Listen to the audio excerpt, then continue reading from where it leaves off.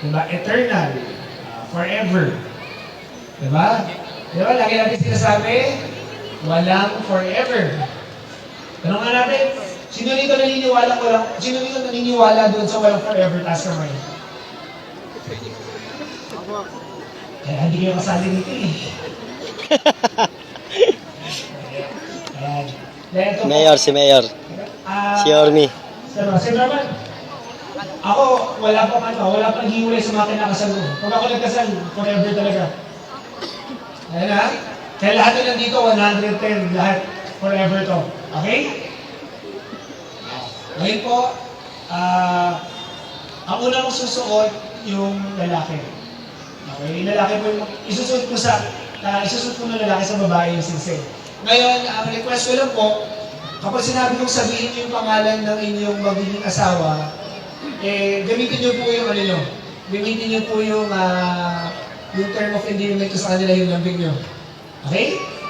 Ano tawag kay Mrs.? Mahal. Pagalit. Tapos, ikaw naman ate, ano tawag sa kanya? Mahal rin. Tapos pagalit? Mahal pa rin? Ayan. Yun lang pa, kung sinabi ko sabihin niyo yung pangalan ng isa't isa, gamitin niyo po kung kung mahal yung tawag sa kanila, kung pogi, si ganda, si sexy, si babe, sweetheart, baby, kung ano man. Ha? Okay. So, lahat po ng lalaki, pakikuha po yung kaliwang kamay ng inyong magiging asawa. Paliwanag ko lang po, sinusuot po natin yung singsing sa kaliwang palasingsingan kasi meron po paniniwala na meron diyang ugat na direkta sa puso ng tao. At syempre yung wedding natin, yung kasal, lagi naman yung bumabalik sa pagmamahalan ninyo. Okay? Sige.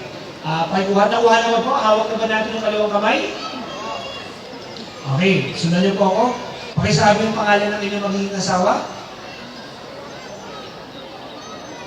Tanggapin mo ang singsing na ito bilang tanda ng aking walang hanggang pagmamahal sa iyo. Tapos isang okay. Okay. Yung ating mga nagagandahang mga brides naman, pakikuha ko yung kaliwang kamay ni magiging asawa. Okay. Pakisabi mo ko yung... Okay na? Okay. Pakisabi ko yung pangalan ng inyong magiging asawa. Hindi ko sinasabi yung pangalan niya.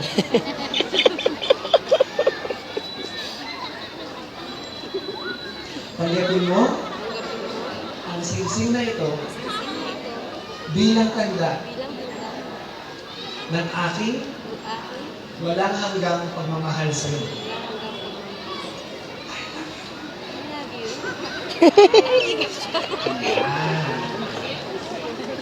Malikis na ba? Malikis? Kunin ko? Gawin. Gawin, sinusunod. Pakibawi. Dali, gawin nyo. Dali na, bawi. Hindi, yung kiss. Pakibawi yung kiss. Dali na. Yan. Nabawi na. Okay na. Nabawi. Okay. Yung mga aras po natin, ready ba? Okay. Yung aras naman po natin, lahat po ng mga brides natin, pwede po ganito kayo. Ganyan. Lahat ng brides sa akin yan. Okay? Tapos po, lahat ng mister, patong po natin. Yan. Tapos po, hawakan nyo lang. Isang kamay na kahawak sa aras. Tagalin yung plastic ya. Isa po nakasupport sa ilalim ng kamay. Yan. Okay na po. Sige, okay lang po. Hindi kasi gusto po namin ganyan kasi ano rin po yan, symbolic din po yan. Gusto po namin talaga isang unit po kayo, partners talaga kayo. Okay? Sige, ayun siyempre, kakasal na po kayo, alam niyo na yun, sige, aras mo na. So, yung aras po, naglalarawan yan sa Mga material, ano po, material, blessings po na material. Kasi syempre kailangan din po ng mag-asawa ng, diba, ng ganyan pong mga blessings. Yung balya naman po, sumisimbolo yan sa kakayanan at pagtatalaga po ng bawat asawa na susuportahan niya at papalaguin pa ang inyong pasasama, inyong pamilya, at syempre ang isa't isa. Dahil syempre, mula ngayon, alam niyo yan, sa lahat ng lalaki, alam niyo yan. Diba? Lahat ng kita ninyo, nabigay na agad kay Mrs. Pero syempre, ako po, naniniwala ako, dito po sa atin, pantay-pantay tayo. Kung anong ginagawa ni Mr., dapat ginagawa din ni Mrs. Diba? Yes. So, ibig sabihin, kung si Mr., binibigay niya yung sweldo niya kay Mrs., dapat si Mrs. din. Binibigay din yung sweldo niya kay Mrs. Okay? So, mga nakaintindi, alam niyo na yan? Okay din. Okay. Sa mga lalaki po, sumagot kayo sa akin. Pakisabi yung pangalan ni Mrs. Inaalay ko sa'yo ang aras na ito bilang tanda ng aking pagtitiwala na habang buhay ay iingatan mo ang aking pag-ibig, ating pamilya, karangalan, at kinabukasan. Okay, sa mga babae naman po, kayo naman po yung sasagot. Pasabi ko yung pangalan ni Mr.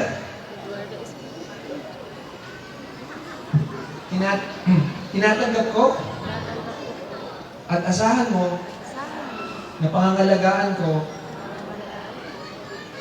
ang iyong karangalan, iyong puso, ating pamilya, at ang ating kinabukasan. Okay. Sige. Ngayon po, pakibaba na po yung mga aras. At hawak po ulit tayo ng kamay. Tapos, pwede lumapit pa kayo konti.